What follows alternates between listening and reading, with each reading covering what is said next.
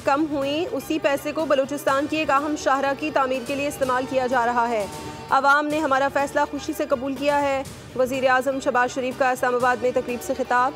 कहते हैं इस मंसूबे की मुखालिफत को अंदेशी और तंग नजरी होगी। इस शाहरा को एक आला मयार का मंसूबा बनाएंगे।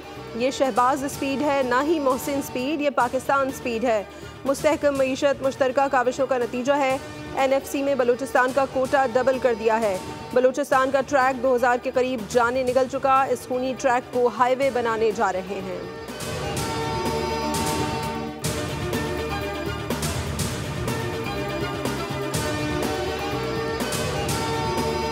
शोहदा और गाजी हमारा फ़ख्र है। आज का अमन और आज़ादी शोहदा की कुर्बानियों की मरहून मिन्नत है। Army chief general Syed Asim Munir का जुर्रत और बहादुरी का मुजाहरा करने वाले अफसरान और जवानों को एजाज़ात देने की तकरीब से खिताब।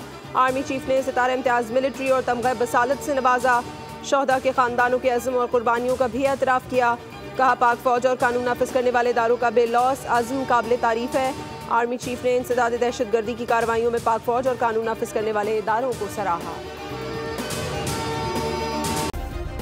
सब्सक्राइब करें और बेल दबाएं ताकि कोई खबर रह न जाए।